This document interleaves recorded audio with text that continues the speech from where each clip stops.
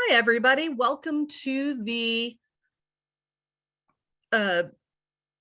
May 2022 edition of the Spartanburg County Public Library's Genealogy series. My name is Charity Rouse, and I'm the Director of Local History, and I work in the Kennedy Room of Local and South Carolina History, and we also house the Cleveland Genealogical Collection, as well as serving as the access point for the archival collections at Spartanburg County Public Libraries. Before we get started with the genealogy program, I have two announcements of things to be looking forward, actually three. On May 16th, as part of our Recovering the Piedmont Past lecture series from a book of the same name, it's volume 2 of that series, we will be hearing about New Deal communities of Table Rock State Park in Pickens County and the Civilian Conservation Corps, which did have a unit here in Spartanburg County during the Great Depression. So it will be more in depth about some of the resources we'll mention briefly in the tonight's topic. Dr. Christopher Bishop will be doing that program on Monday, May 16th, 7 to 8:30. That is in person in the Barrett Room at Headquarters Library. We are unable to do a hybrid or anything or record that. So we apologize for those of our distance folks who are interested. We're back into doing some things in person, some things online, a few things hybrid as we're able to get the technology working. Again, that's Monday, May 16th, 2 weeks from tonight. Keep your calendar open for June. We will be back to our in-person Chautauqua, our historical interpretation series. And this is in cooperation with the Greenville Chautauqua. And they do a 10-day series. Our days are Monday through Friday, June 13th through 17th, 18th, whichever one's the Friday. And the presenters will be Robert Kennedy, Georgia O'Keeffe, Harry Houdini, Dwight Eisenhower, and Pauli Murray. We will have a 3 p.m. show and a 7 p.m. show, again, all live and in the Barrett Room.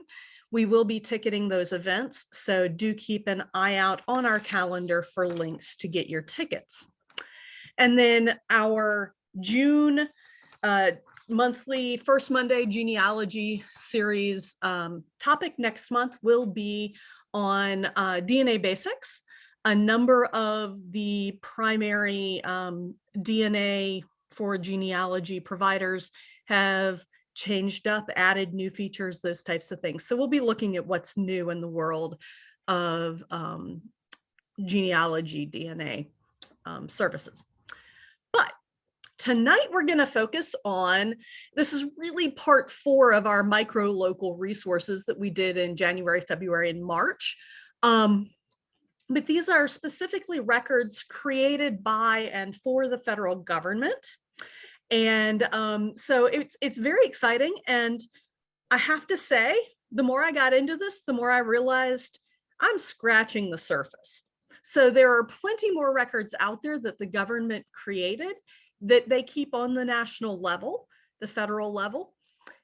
And so hopefully this will give you some places to look and to think about how else you might be able to find your ancestors or family members in these records. One of the things we're not going to cover tonight, but I have to mention the US Federal Census. I have a program on the YouTube channel for the history of the US Federal Census and one on the 1950 census release. If you missed last month's program, it is slightly different from what I presented live. We had a couple vacations and I updated when we posted the week of April 18th.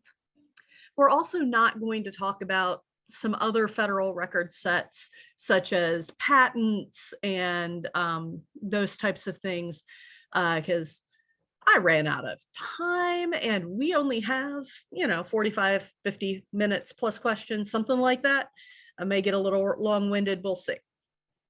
But we will talk about some of the Works Progress Administration projects in the 1930s and 40s, a little bit about the Civilian Conservation Corps and related forestry camps, with a little bit of information that we have on microfilm.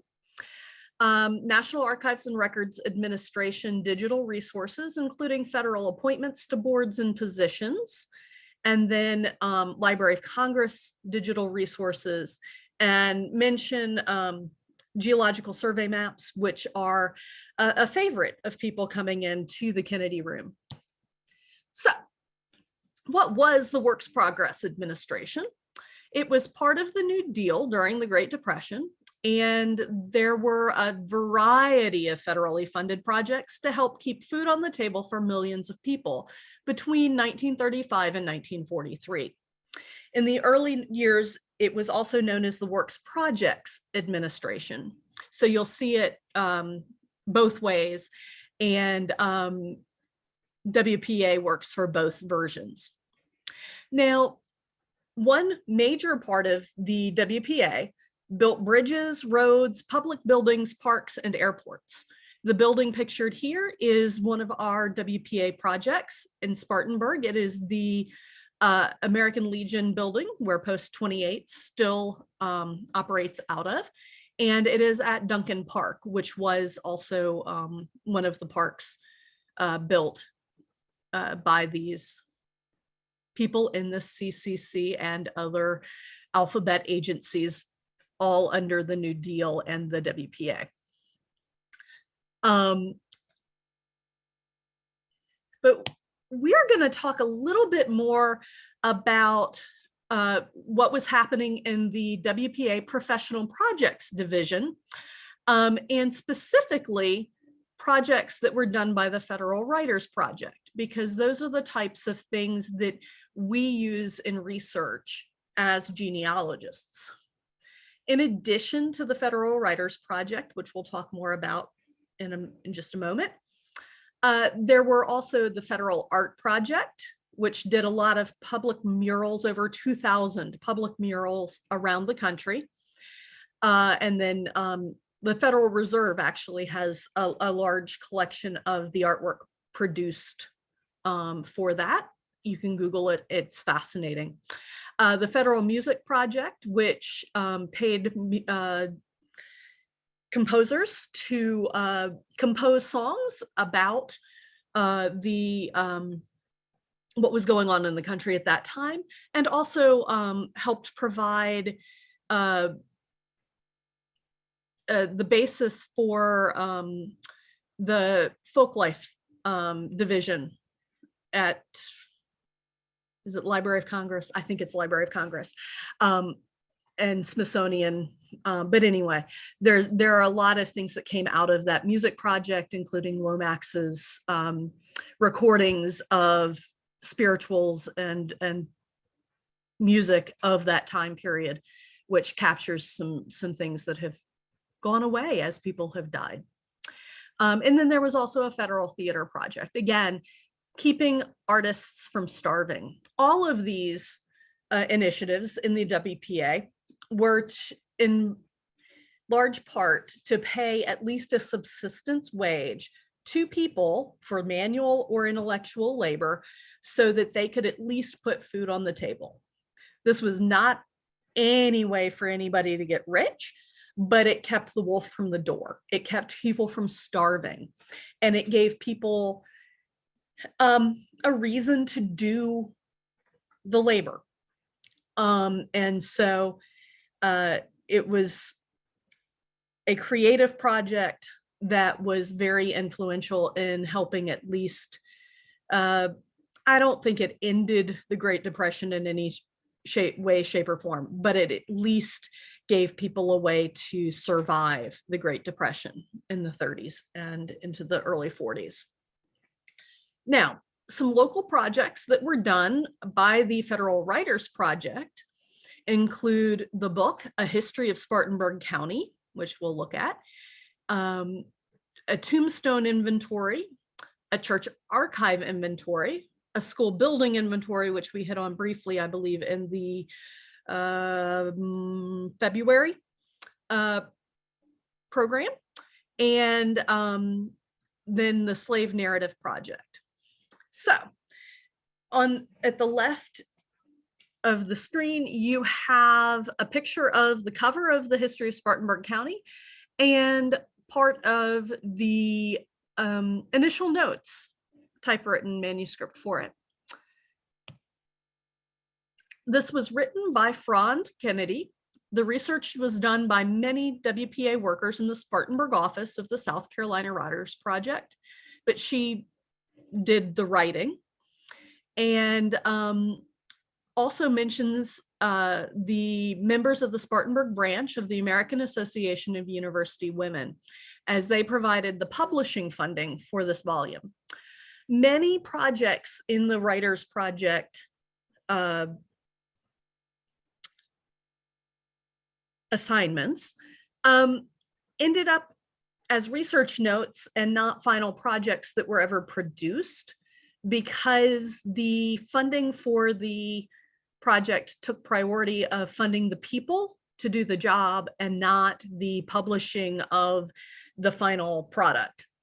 It was not intended to be a let's produce a bunch of things and publish a bunch of things. It was let's pay people to do the research. So a lot of these things ended up in manuscript form in a variety of archives and at a number of different levels. And some of them have since been published and some still reside in those archives. But this was part of a series called the American Guide series. And so we are not the only community to have a book in this series. There were a lot of them. It was eventually published in 1940. In her forward here, she talks about how they've gone about it. There were 4 distinct versions of the manuscript. She did a lot of revisions, asked for help. So it was a very well-researched manuscript. We have her archival items relating to this work, including a letter with from someone at the Works Projects Administration in Columbia about the project. So we have correspondence, we have notes, we have presentations she did using the materials. So we have, it's a file box about 3 inches deep that has folders of material. Thank goodness it made it into manuscript form, because her handwriting was not always the neatest, although at least it's mostly legible. It's better than mine would be, I have to say. But she made notes, and there are notes made by other people for her on these index cards and smaller pieces of paper. And that's just what's in one of the folders, source notes, note cards. So, you know, lots of information on those note cards. The camp meetings section, we have the source notes for that, and was able to find the camp meetings section on page 85 of the book. And so if someone wanted to come in and do research and take a look at what was in the manuscript in the source notes versus what made it into print, you're welcome to come do that research. We have the original items that can be used. And it continues to be one of the go-to histories of Spartanburg County. The WPA's church inventory, we do have it on microfiche, and it is church by church. It does not include all churches in the county. It includes a lot of them. And it was recorded in 1936 and then not microfilmed or distributed until 1980. And it was part of their historical records survey. So The South Carolina Historical Society was the one who made the microfiche, but the South Caroliniana Library had the original typescript and manuscript material available. So again, this is a number of libraries and archives working together to make the information available. So this inventory, and this is just the Spartanburg County records, and these are not the full indexes. This is just to show you what it looks like. They have the accession list. It starts with Whitney Community Church, Methodist Episcopal South, Whitney Community Church, Southern Baptist Convention, both in the Whitney Mill Village, Arkwright Baptist, and the Negro St. Paul AME, African Methodist Episcopal, and their street addresses around the county. And then there is another index that lists the churches by denomination. You will need to look in the denominations. Some denominations have combined since then, some have split since then.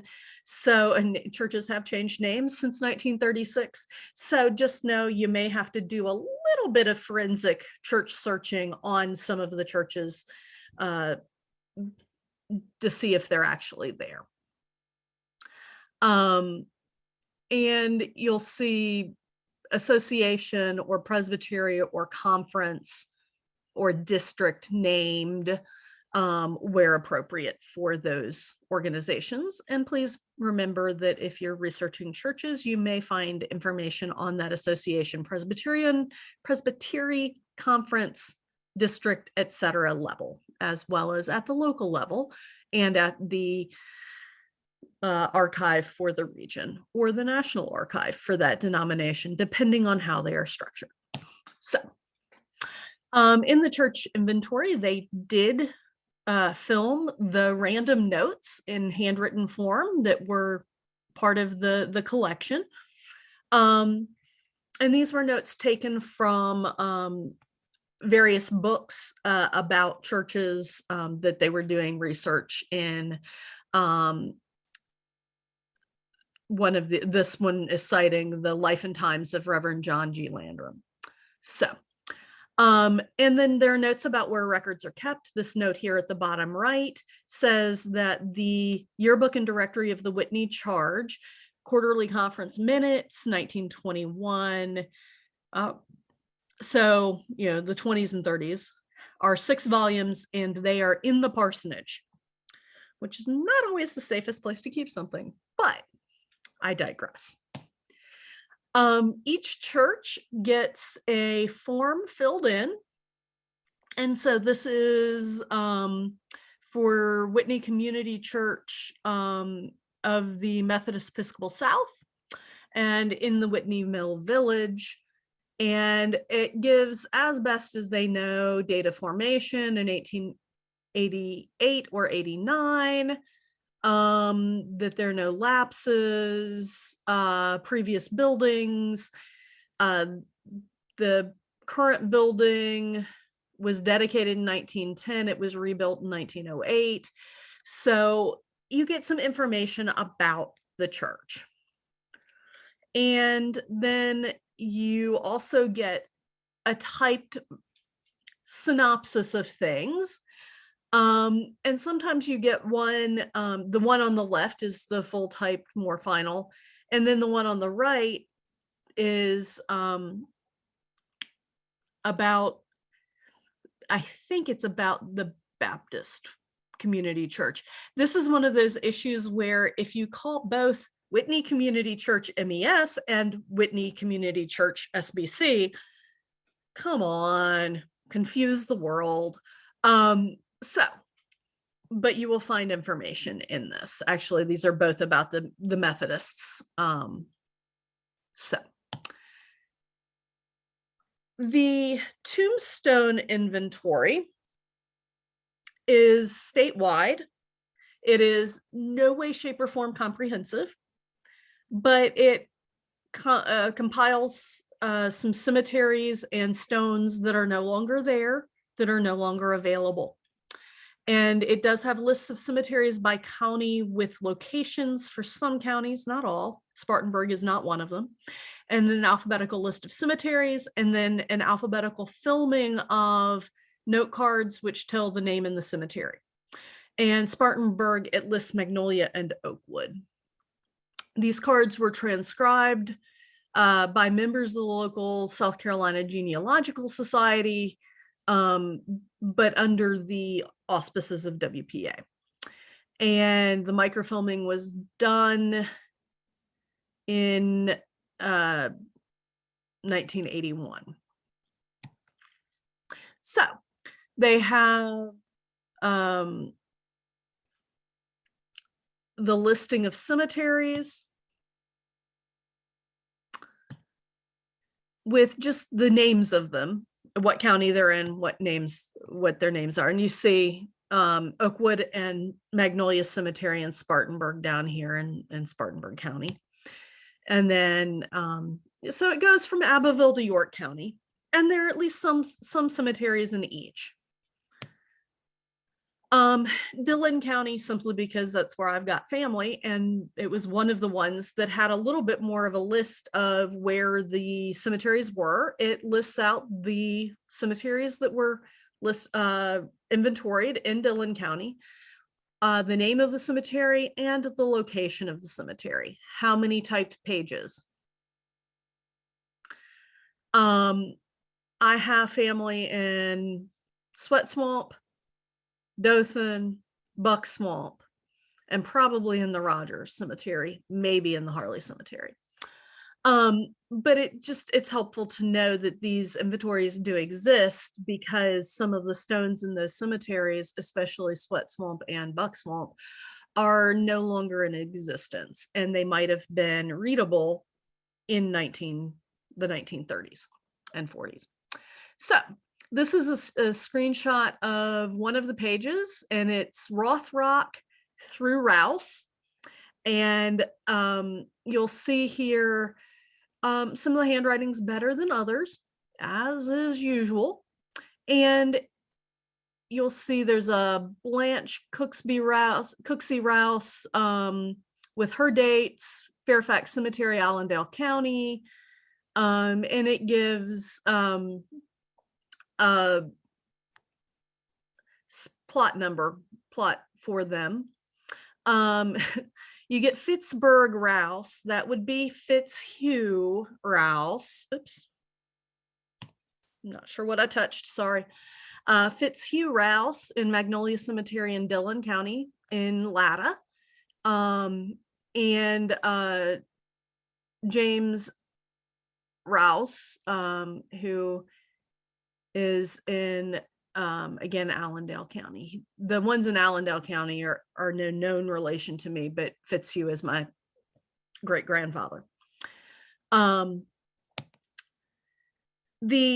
Another project that the WPA did was a slave narrative project, and these were done across the South.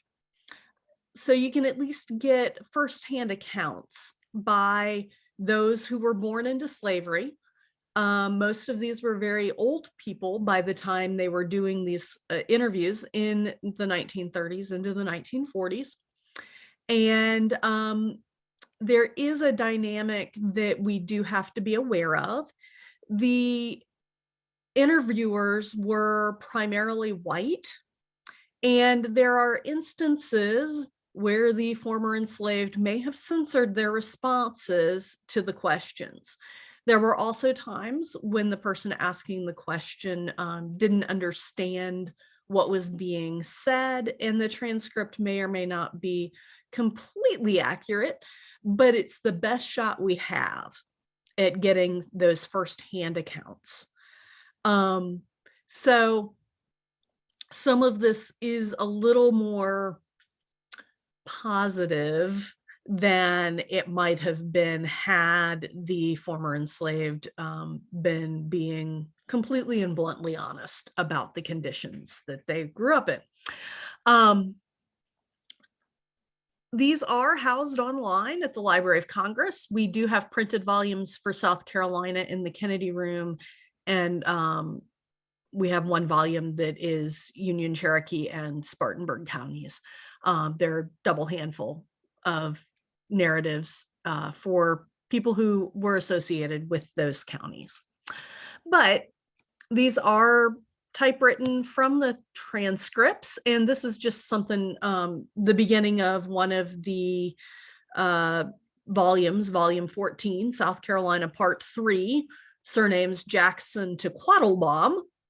And it's a PDF that you can go through all 290 pages and search.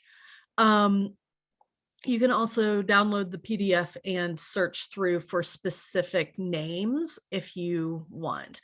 There is, at the beginning of each volume, there is a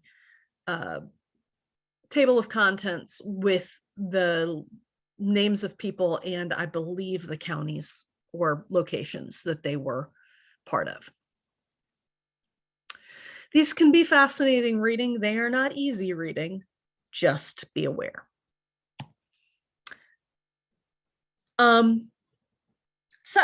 the Civilian Conservation Corps, it was a project that built things. This was one of the projects that helped build places like our American Legion building.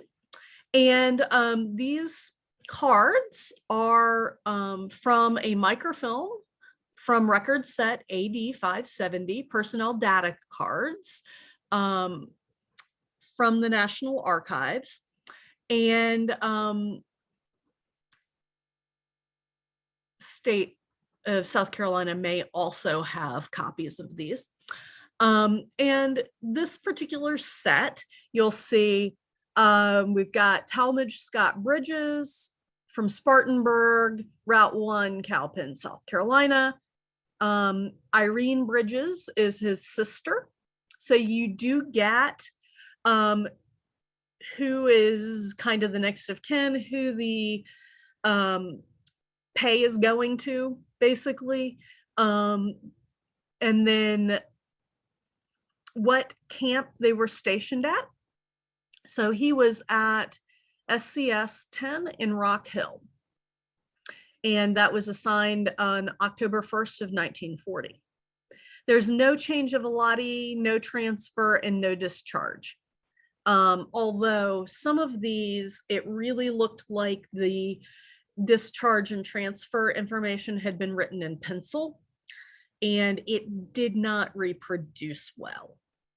So there may be further information you could go in. If this is your person, you could go in and you could manipulate this image and see if you can get more information. But if nothing else, you know that you can write to the National Personnel Records Center in St. Louis, Missouri, and there is a form to fill in if you are requesting information about someone who served in the CCC. It is a special form, so go to the National Archives and go to the CCC landing page, and then get the right form to request that information. And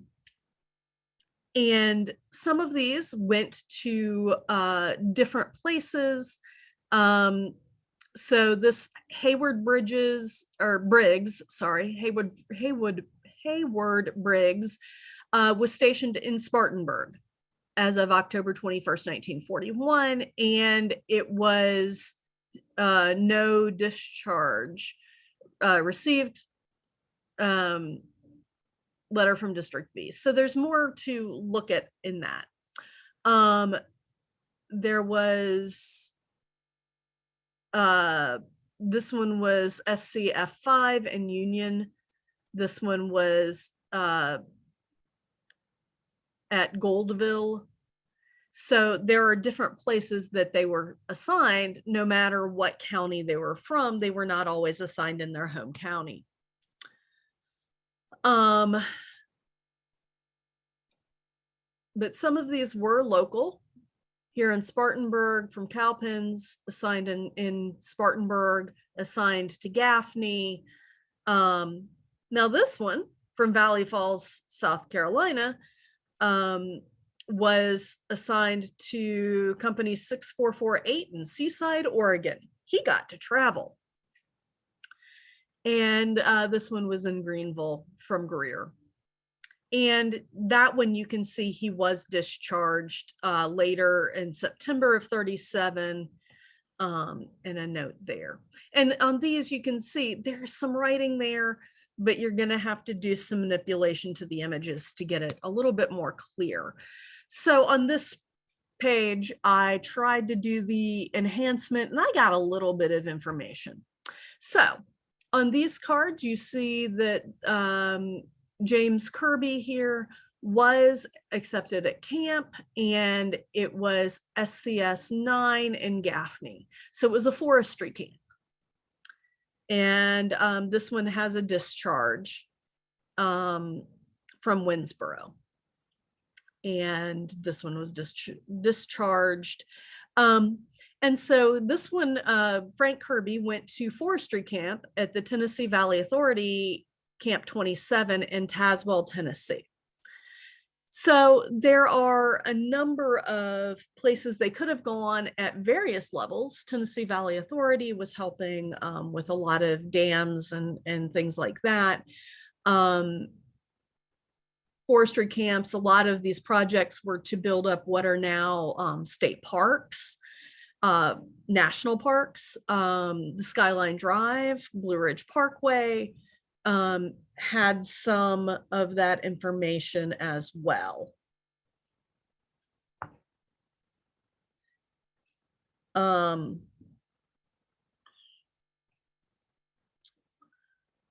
So on to the National Archives. I mentioned that you might be able to request information through the National Archives Personnel Records Center, and you would search archives.gov for CCC or Civilian Conservation Corps National Personnel Records Center. On the main page at archives.gov, it used to be NARA.gov, but they changed it to archives.gov, not .com, not .org. Make sure you put the S on archives. But you can research in their records. You can order veteran service records and find out more about military service, educator resources for those who are teaching in the schools.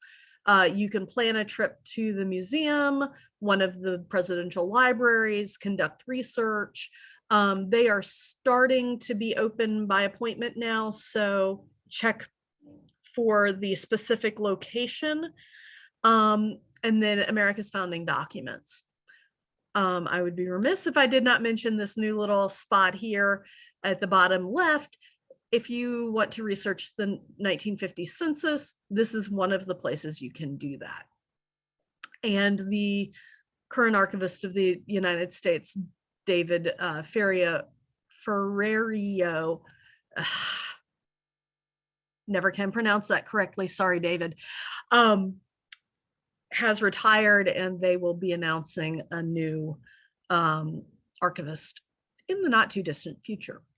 But what I did was I put Spartanburg here in the archives.gov section in the search bar right there, and got 376 results, which is not bad because, you know, at places like the National Archives, you're usually going to search for a record set, Civilian Conservation Corps records, or records of the Agricultural Commission, or those types of things. But, you know, it never hurts to do a general search. Got 376 results, and that includes things from archives.gov, presidential libraries, and images that they have available online. This first thing is about, it's a press release about an exhibit that I think we had in 2021. Some things didn't end up happening in 2021, so I can't remember if it actually arrived or not. One of the things that we need to watch out with Spartanburg, we have a wonderful company called the Reprint Company that is housed here in Spartanburg, or was for many years. It may be in Greenville now. But anyway, the reprint company. A lot of these Founders Online items cite books that were printed by the reprint company in Spartanburg, South Carolina. So most of these Founders Online, the founders have nothing to do with Spartanburg. And, you know, you have to click around in it a little bit to figure out where Spartanburg is. But you will also see some queries to History Hub. That is their interactive crowdsourcing, ask an archivist kind of place. And there are a lot of posts from people who are used to Ancestry and other places like that, where you go in and you type the name and you get stuff, as opposed to this, where you go in and you type the name, and unless somebody is really famous, you're not going to get a lot, if anything. And so these people are asking the questions, how do I find the parents of Lyle Williams, et cetera, et cetera. The other thing you get are things like this fourth listing for the Gerald R. Ford Presidential Library and Museum. And it's talking about a 1970 dinner, candidate for government Albert Watson. I was curious, so I clicked, and it took me to the website of the Gerald R. Ford Presidential Library and Museum. And I did a Control F, Control Find. It's your best friend in these long finding aids. Control F. And that gave me this little thing and says, hey, Spartanburg's mentioned twice on this particular page. And turns out that President Ford has a speech in box D30 at the Ford Museum, where he was speaking at a fundraising dinner for Republican candidate for governor Albert Watson in Spartanburg, South Carolina on September 18th, 1970. One of the times Ford came to Spartanburg. And then the second one, because I pushed the little, let's see what the second one is. And this was a speech given at the American Business Clubs in Spartanburg, South Carolina in September 15th, 1973. So in neither case do we have the speech available to us online, but if you were interested in what President Ford said in these speeches, you now have box D35 or box D30 and the citation of the name and location of the speech that you could then request from the Presidential Library. Again, this is national figures, but it shows how they interacted with people in Spartanburg. You also get appointments to federal committees, advisory boards, etc. And so Ronald Reagan, and this is again at the Ronald Reagan Presidential Library and Museum, appointed 9 members of the Cultural Property Advisory Committee and designated the chairman on March 4th, 1986.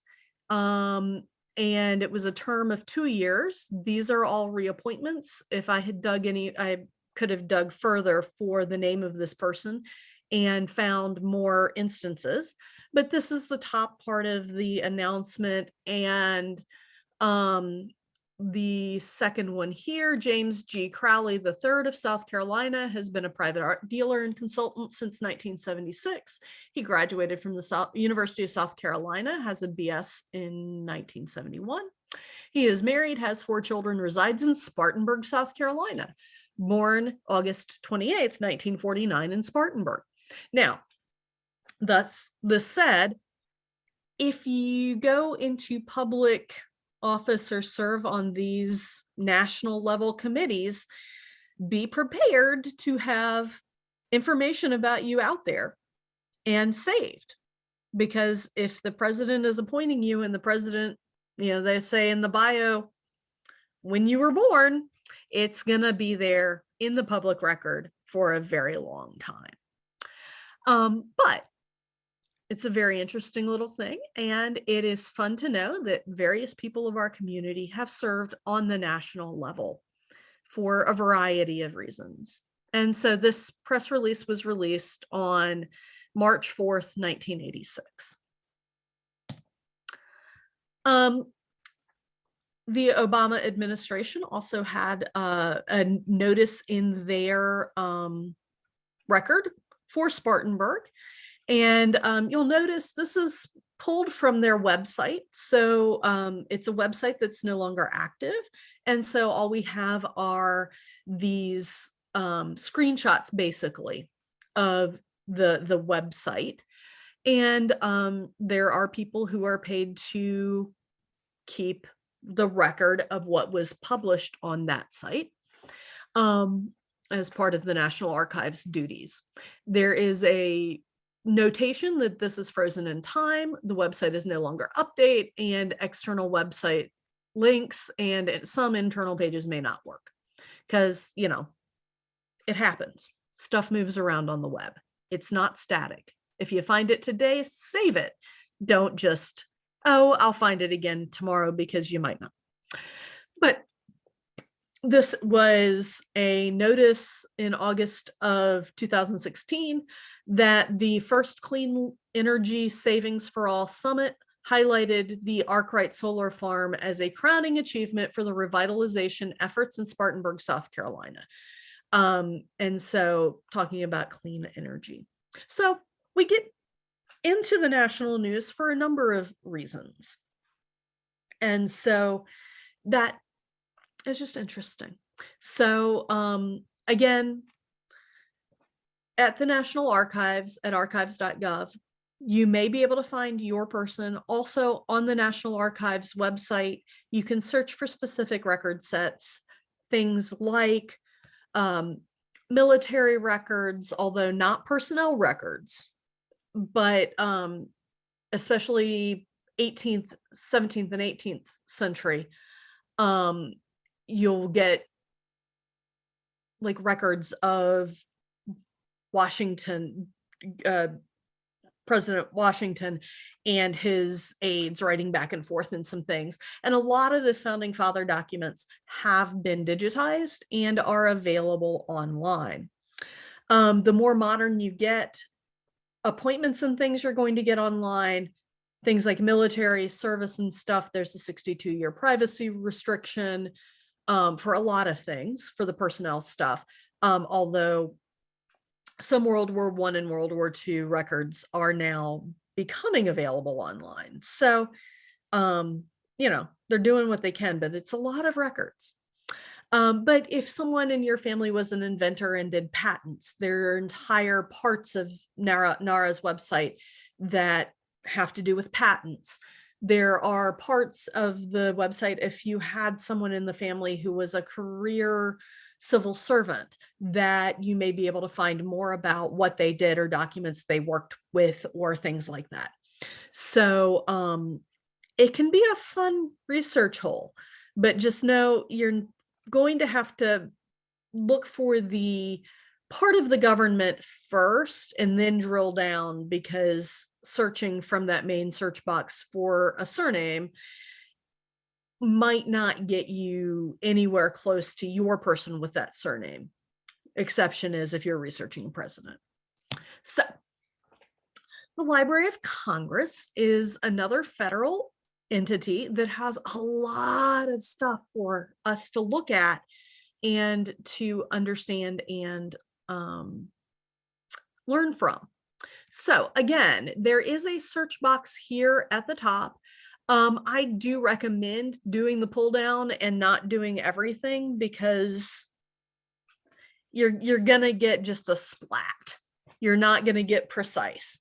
But for sake of example, and this is loc.gov, libraryofcongress.gov.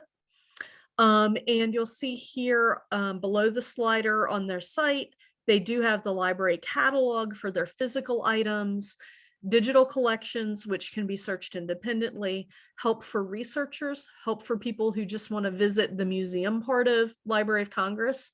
There's plenty to look at, even if you aren't doing research. They have resources for teachers, plenty of blogs on a lot of topics, which are fascinating. The US Copyright Office. And so this is going to be if you have someone who's an author and sent things in for copywriting, and information about copyright can be found there. And then, plenty more. And so again, I put Spartanburg in the main search bar just to see what I would find. And so they have a lot of Spartanburg newspapers prior to 1906, probably prior to 1927 now. You can say, hey, I only want to see what's available online, or I want to see all items. Here on the left is your kind of help refine things. I selected things that are available online. The original format, so if you want to see newspapers or periodicals, which would be magazines and journals, books, 617 have something about Spartanburg or related to Spartanburg somehow. Photos, prints, and drawings, there are 328, 247 web pages, 80 manuscripts or mixed materials, 22 personal narratives. And these do not include the slave narratives. These are veteran narratives that they have been interviewing veterans of World War II in the last dozen or so years. And these are those interviews online. Maps, legislation, one film or video, and one web archive. The newspapers can be searched a little bit more easily from the Library of Congress's Chronicling America site. So I'm not going to go into the newspapers here, but just know those early newspapers are there. Well, many of them are there. I just went next down the page. It tells you what online format it is, whether it's image or text or a mix or web page, EPUB, audio, video, what date it was produced. And then the location within the item. And we've got a couple more newspapers. There's a book. This is available in the Library of Congress collection. It may be a digital item now because it's a 1903 copyright date, so it's in the public domain. You can sort by what the source is. So from the Serial and Government Publications Division, Chronicling America, that's the newspaper database. Specific newspapers, the Law Library, the Federal Register, and various things. And then there are contributors. University of South Carolina is the largest contributor in partnership with Library of Congress for South Carolina to the Chronicling America. They have other things as well, but that's a large part of their collection is newspapers that have been uploaded. They do a lot of things that are in partnership with the National Archives and Records Administration. So archives.gov and Library of Congress work together on many things. Kansas State Historical Society has stuff that mentions Spartanburg. On this part of the page, you'll see, okay, there's a photographic print of the Spartanburg County Courthouse. And this is the one that has the 1891 courthouse in the background before they demolished it. The new courthouse is going up just behind this current courthouse. And hopefully someone will get a picture of those two buildings together before this courthouse is demolished. There's again, another book. This one is an electronic resource. So, This is the history of Spartanburg County we just looked at earlier in the session, from the WPA Writers Program in 1940. So you don't even have to come into the Kennedy room to look at it. There's a street scene of Spartanburg, mentions the Daniel Morgan statue, and it was a contributor taken by Haynes Photo Company, or produced by Haynes Photo Company of Canal, Ohio. There's a Wofford College print as well. As you keep going down the page, you'll find that there's various subjects. You'll find that the vast majority of the items are in English, 148 are in German, 2 in Japanese and 1 in Cherokee. The ones in German may be relating to the German prisoner of war camp that we had in World War II down near Camp Croft, or by Camp Croft, or part of Camp Croft. Anyway, they had a journal that they produced in German, and that may be part of that. Again, more prints, more newspapers. So there are a lot of things that you can find on that website. And then this is just a fun one, but you can do this with census.gov. Again, it will not give you information about specific people, but it will give you statistical information about changes that happen every 10 years in Spartanburg, with demographic overviews and things like that. But the U.S. Geological Survey has also taken regular surveys of Spartanburg County, and they publish different things over time. These are some of the current publications on the USGS site, usgs.gov. And, you know, there's taste and odor occurrence in Lake William C. Bowen and Municipal Reservoir number 1 in 2011. That may be the algae bloom situation, I'm not sure. 2006. There's a map about of these 2 reservoirs that was done in the time frame of that. But then there's also the Geological Survey records, the maps, and I went to their main page and just typed in topo maps, or topographic maps, and it gives you this interface that allows you to click on where you want to look, and it looks like we're in North Carolina, but we're not. I mean, we're getting some Shelby stuff, we're getting some Tryon stuff, but Spartanburg ends up in that area versus if you go a little too far south into what I would consider part of Spartanburg County, it'll give you Columbia. So their map might be slightly off in this wide zoom. But I clicked on 2 of these 1949 topographic maps just to show you some cool maps.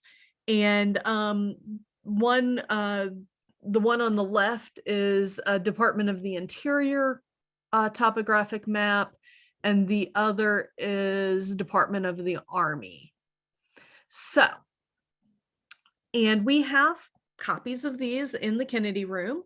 And we don't have all of the years, but we've got representative of the years. And people do like to come in and look at them. Sometimes it's interesting to see how courses of water have changed and some things like that. But sometimes people are looking for, I remember hiking this hill, or where would this whatever have been kind of situation. And a lot of these places are marked on these maps for various resources, which is just kind of a cool thing. So those are just a few of the federally produced resources. So are there questions? Okay, so far, no questions. Okay. But I will put the link back here again. Okay. for the handout in case anybody Yep. needs to get that. And you can type in question and Somewhat, something just popped up. Let's yeah. see. Yes, that's a very good point. Don't forget that there is a branch of the National Archives and Records Administration in Atlanta, and it holds some records relating to South Carolina. And it's archives.gov/Atlanta, so you can see what they hold. They're still behind because of COVID, but they do require appointments for research right now. They do hold the World War I draft cards, but they'll be shipped out at some point to probably Maryland at College Park. So yeah, that is a good reminder that at National Archives, the records are not always in Washington, D.C. In fact, most of them aren't. There are a whole bunch of regional archives that tend to hold the items for that area. So there's some stuff mostly in Atlanta for South Carolina, but there may be some stuff in the Virginia one. So do some research. Don't just assume you can show up at National Archives in DC and name the record. Check their catalog listing and find out where that record is located. Because depending on what you're looking for, it could be in Philadelphia or Atlanta or Seattle or any of the others. They also administer all of the federally affiliated presidential libraries. I don't know that all of them are federally affiliated, but most of them are. And so, like what I was pulling, the presidential appointments are at the presidential libraries. Now, the records of that commission may be at that presidential library, or they may be elsewhere at one of the regional archives. So that's a really good observation. Okay, we've got two other questions. One is about the Civilian Conservation Corps. What is it? And then after you finish that one, someone wants to know where they need to go to see the previous recordings of this series. Okay. So the Civilian Conservation Corps was one of the organizations underneath the Works Progress Administration that they were putting people to work for a minimum wage, sending the vast majority of the allotment home to the wife, the mother, the sister, the invalid father, those types of things. The men would have as I understand it, a small stipend, and meals and things were provided in the camps.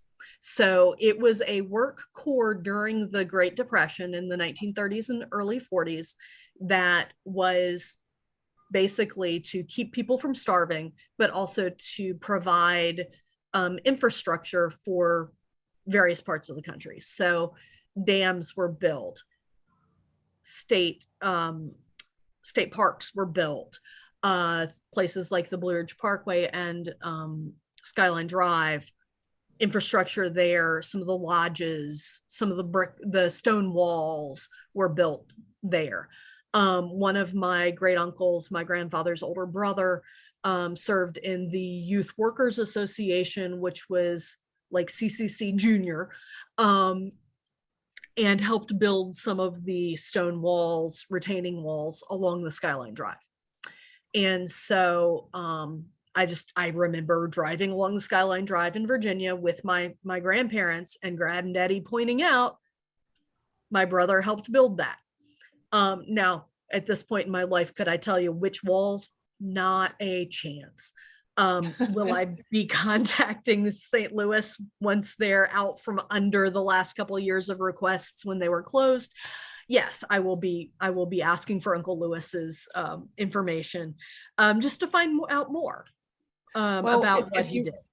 If you visit any of the state parks in South Carolina that were created using the CCC, they always have some sort of big display there that has photographs and information on it and the groups themselves. And it's pretty important. And it was, I don't know of any women who were in it. I think it was all men, but it's wonderful to see and see what they did.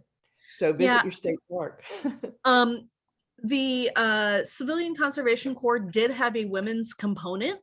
It was a very small component. And I don't remember, like 18,000 maybe. It was small. But also in the writers, theater, art, and music group, they had more women there because it was more clerical. One of the things that was supposed to happen in the Works Progress Administration was that men and women were supposed to be paid equally for the same jobs.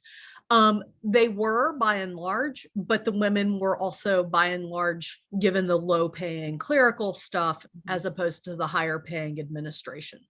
There were some inequalities about that. The average salary for the WPA over the years that it was in operation, I'm told, was $41.57 a month. Now that's an average across everybody. So that takes the low and the high.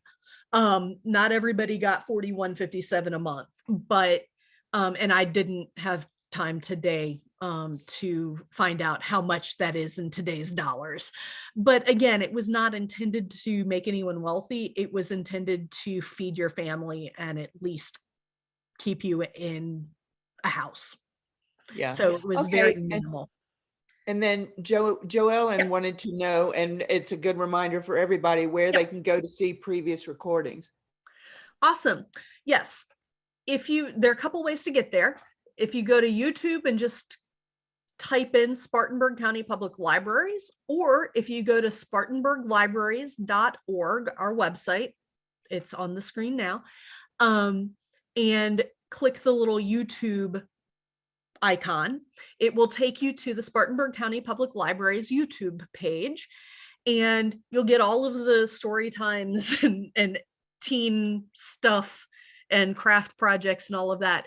But if you click on the playlists and choose genealogy playlist, we've got 25 or so, I think, videos up right now.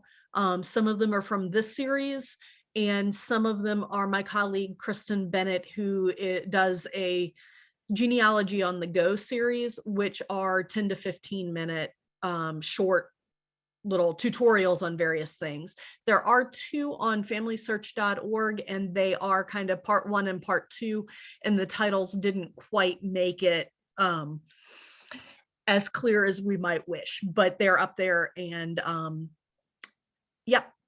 And they will continue to be up there until I revise. There are a couple of the programs that I do need to revise, and there are a couple that had some technical issues in the original because we've been recording these live sessions, that next year I'll be doing some revisiting and updating of some of the original ones. But thank you. Yep.